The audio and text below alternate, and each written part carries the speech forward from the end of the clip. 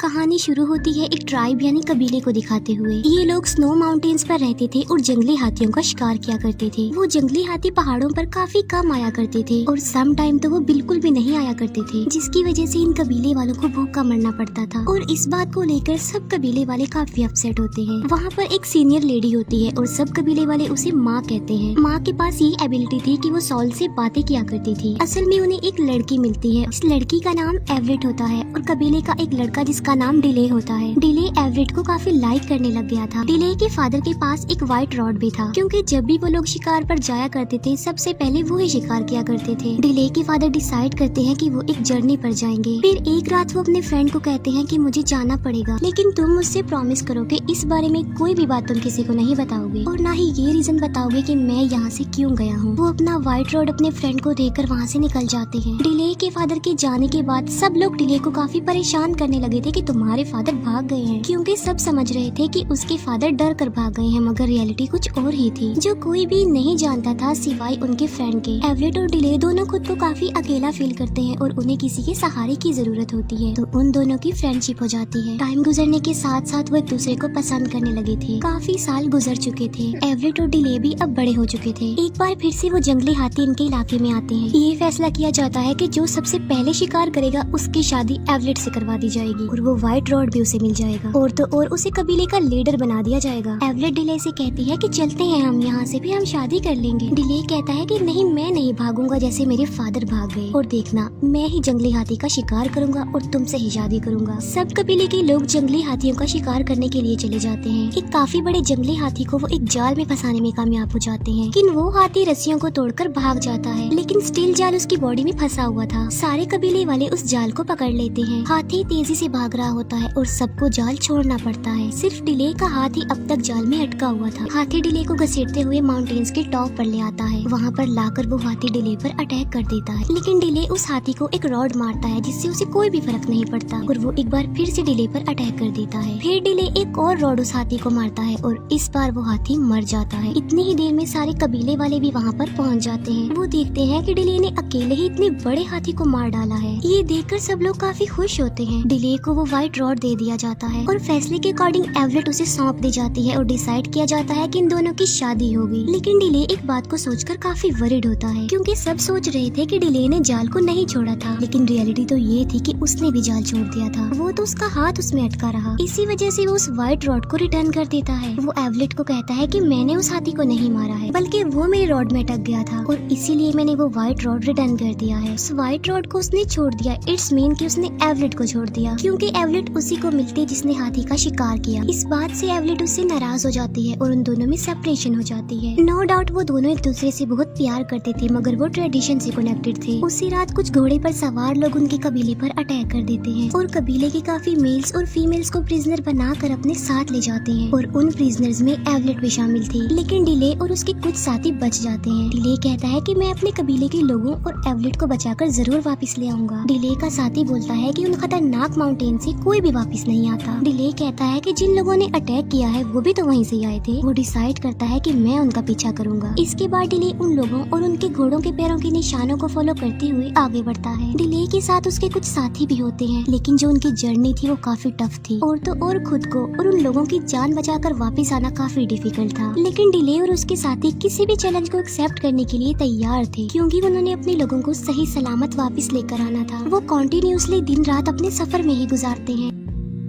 ये माउंटेन्स की दूसरी साइड पर पहुंच जाते हैं जहाँ से जमीन स्टार्ट हो जाती है। डिले और उसके साथी आगे बढ़ते हैं और वो एक जंगल में पहुंच जाते हैं, जहाँ उन्हें अपने कबीले के सभी लोग और एवलेट नजर आ जाते हैं, जिन्हें प्रिजनर बनाकर कहीं पर ले जाया जा रहा था। रात के टाइम डिले एवलेट और अपने कुछ साथियों को छुड़ा लेता है, लेकिन वो लोग जिन्होंने इन्हें प्रिजनर बनाया था वो इन्हें दोबारा से पकड़ लेते हैं। डिले के एक साथी को इंजर्ड भी कर देते हैं और वो लोग डिले के कबीले वालों को आगे लेकर बढ़ जाते हैं। डिले अपने इंजर्ड साथी को खींच कर ले जा रहा होता है। थोड़ा आगे जाने खाने के बाद इन्हें भूख लगने लग जाती है, इसीलिए डिले शिकार पर चला जाता है। लेकिन डिले एक डिज में फंस जाता है जहाँ पर पहले से ही बहुत सारे एनिमल्स फंसे हुए थे। वहाँ पर एक शेर भी फंसा होता है जो काफी बड़ा होता है और काफी खतरनाक होता है, और ये बातें करने वाला शेर था। वहाँ पर बारिश होने लगती है और शेर डूबने लगता है, लेकिन शेर के डूबकर मरने से पहले ही डिले उसे आजाद करवाने का फैसला कर लेता है। डिले उस शेर को कहता है कि मैं तुम्हें आजाद करवा दूंगा, लेकिन उसके लिए एक शर्त है, और वो ये कि तुम मुझे नहीं खाओगे। डिले उस शेर को आजाद कर देता है और बात के मुताबिक वो उसे बगैर खाए ही वहाँ से चला जाता है। डिले भी उस डिच से बाहर आ जाता है, अपने इंजर्ड साथी के पास आ जाता है। वो डिले को बताता है कि कल रात मैंने यहाँ पर चिल्लाने की आवाजें सुनी है, और ये दोनों उसी डायरेक्शन की तरफ चले जाते हैं जहाँ से चिल्लाने की आवाजें सुनी गई थी। वहाँ जाकर इन्हें पता चलता है कि उस गाँव पर कल रात किसी ने अटैक कर दिया था। जब ये लोग वहाँ पर जाते हैं तो वहाँ के कबीले के लोग इन्हें घेर लेते हैं। वो कबीले के लोग उन लोगों को बस मारने ही वाले होते हैं कि तभी वहाँ पर वो शेर आ जाता है जिसे डिले ने बचाया था। उस शेर को देखकर उस कबीले के सब लोग डर जाते हैं। वो शेर डिले की तरफ बढ़ता है। डिले उसे कहता है कि मैंने तुम्हें बचाया था, क्या तुमने मुझे नहीं पहचाना? वो शेर डिले को बगैर कोई नुकसान पहुँचाए वहाँ से चला जाता है। उस कबीले के लोग ये सब कुछ देखकर काफी हैरान रह जाते हैं। वो डिले और उसके लोगों को अपने साथ ले जाते हैं, उनकी मेहमान नवाजी करते हैं, उन्हें खाना खिलाते हैं। डिले उसे पूछता है कि तुम हमारी लैंग्वेज कैसे जानते हो? जिस पर वो कहते हैं कि काफी अर्सा पहले एक आदमी यहाँ पर आया था, और वो आदमी यहाँ पर कोई सेफ जगह देखने आया था, और उसी आदमी से ही हमने आप लोगों की लैंग्वेज सीखी। यहाँ पर हमें पता चलता है कि वो आदमी कोई और नहीं बल्कि डिले के फादर थे। डिले उन लोगों से पूछता है कि इस वक्त वो आदमी कहाँ पर है? वो बताते हैं कि उस आदमी को डीमन सॉल्स अपने साथ ले गई हैं, और हमारे भी कुछ लोग उसके साथ हैं, और वो एक ऐसी जगह है जहाँ से आज तक कोई भी वापस नहीं आया बचकर। लेकिन अब तुम ही हो जो हमें वहाँ पर ले जाओगे। डिले पूछता है कि सिर्फ मैं ही क्यों? वो कहता है कि हमारे प्रेडिक्शन के मुताबिक हमारे पास एक आदमी आएगा जो शेर से बातें करेगा। वो आदमी हमारे लोगों की जान बचाएगा। उस कबीले के लोग आसपास के सभी कबीले वालों को ये इन्फॉर्मेशन देते हैं कि शेर से बातें करने वाला आ गया है। डिले का एक साथी उसे बताता है कि मैं तुम्हें आज एक बात बताता हूँ, और वो ये कि तुम्हारे फादर किसी से डर के नहीं भागे थे। वो अपने कबीले के लोगों की जान बचाने के लिए सही जगह ढूंढने के लिए निकले थे, ताकि हमारे लोगों को भूखा न मरना पड़े। डिले उससे पूछता है कि तुमने मुझे ये बात पहले क्यों नहीं बताई? वो कहता है कि तुम्हारे फादर ने मुझे मना किया था कि ये बात किसी को भी नहीं पता लगनी चाहिए, क्योंकि अगर कबीले वालों को ये बात पता चल जाती तो वो सब की सब एक एक करके उस जगह को छोड़कर भागने लगते। इसीलिए उन्होंने मुझे ये कहा था कि मैं इस बात को सीक्रेट रखूं। फिर डिले के साथ वो कबीले के लोग भी माउंटेन्स की तरफ बढ़ते हैं। वो लोग रिवर तक पहुंच जाते हैं और बोट्स में बैठकर आगे बढ़ते हैं, लेकिन डिले और उसके लोग आगे नहीं जा सकते थे क्योंकि उनके पास बोट्स नहीं थी। इसीलिए वो डिसाइड करते हैं कि वो पैदल ही अपना सफर तय करेंगे। लेकिन पैदल सफर करना काफी मुश्किल था, क्योंकि वो एक काफी बड़ा डेजर्ट होता है जहाँ पर उन्होंने सफर करना था, और उन लोगों से पहले कोई भी उस डेजर्ट को पार नहीं कर पाया था। लेकिन डिले कहता है कि हम इस डेजर्ट को पार कर लेंगे, अपने लोगों को आजाद करवा कर ले आएंगे। इसीलिए ये लोग अपनी मंजिल के लिए आगे बढ़ जाते हैं। काफी दिनों सफर कर लेने के बाद फाइनली ये डेजर्ट की उस तरफ चले जाते हैं।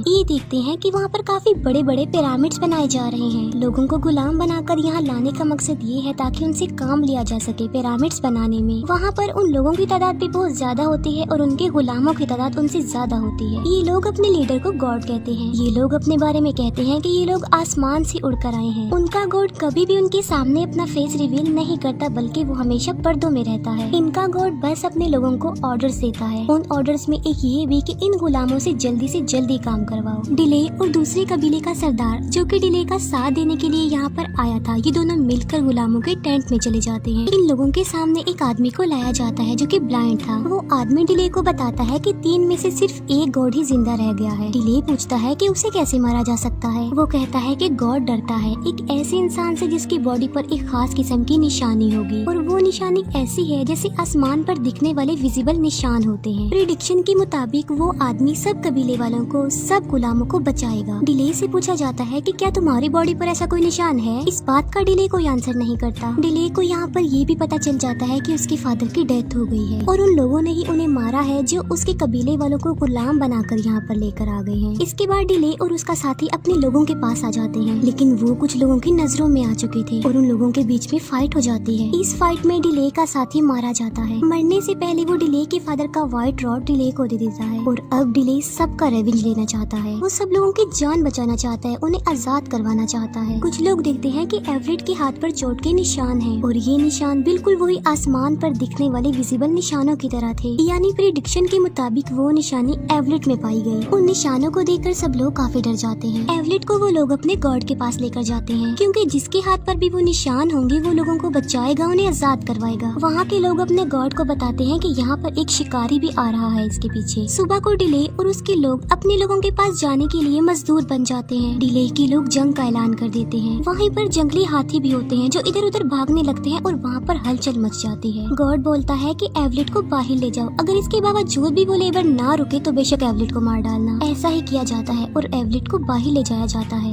लेकिन डिले और उसके लोग एवलेट को देखकर रुक जाते हैं। तभी वहाँ पर गॉड आ जाता है उनका और सब लोग झुक जाते हैं। गॉड का एक आदमी सबको कहता है कि जो भी इस लड़की को यहाँ से लेकर जाना चाहता है वो इसे यहाँ से ले जाए हमेशा के लिए, और हम वादा करते हैं कि इस बार हम उसे नहीं रोकेंगे। डिले बोलता है कि मैं एवलेट को तो ले जाता हूँ, लेकिन मेरे बाकी साथियों का क्या होगा? गॉड बोलता है कि अब वो हमारे गुलाम है, अब वो हमारे लोग हैं। इसीलिए डिले उनकी ये बात मानने पर इनकार कर देता है। वो उस व्हाइट रॉड को गॉड की तरफ फेंकता है और व्हाइट रॉड गॉड के आर पार हो जाता है। डिले कहता है कि देखो तुम सब, वो भी हमारी तरह एक इंसान था, उसे भी तकलीफ होती थी और अब देखो वो मर गया है। और तभी दोनों कबीलों के बीच एक वॉर स्टार्ट हो जाती है और इस जंग में डिले के लोग जीत जाते हैं। लेकिन कबीले का वो आदमी जो उन लोगों को प्रिजनर बनाकर यहाँ पर लाया था, वो एवलेट को एक तीर मार डालता है, जिससे एवलेट मर जाती है। बदले में डिले उस आदमी को भी मार डालता है जिसने एवलेट पर तीर मारा था। डिले अपने कबीले वालों को और बाकी सबको यहाँ पर बचाने आया था, लेकिन उसने इस दौरान अपने बहुत करीबी लोगों को खो दिया। माँ जो कि दूर से उन सबको देख रही होती है, उन्हें अपनी पावर्स दे रही होती है। यहाँ पर माँ अपनी जान की कुर्बानी देकर एवलेट की जान वापस ले आती है। एवलेट दोबारा से जिंदा हो जाती है। जाने से पहले दूसरे कबीले के वो लोग जिन्होंने इन्हें पनाह दी थी, वो डिले को कुछ बीज देते हैं। वो डिले को कहते हैं कि तुम्हारे फादर चाहते थे कि तुम इन बीजों को अपनी जगह पर लेकर जाओ और इन्हें वहाँ पर उगाओ। डिले बिल्कुल ऐसा ही करता है। वो अपनी जगह पर जाकर इन बीजों को उगा देता है और वहाँ पर पौधे लगने लगते हैं। अब के बाद इन्हें कभी भी भूख का सामना नहीं करना पड़ेगा और ना ही ये भूखे मरेंगे। और बस यहीं पर ये मूवी एंड हो जाती है। Thank you for watching.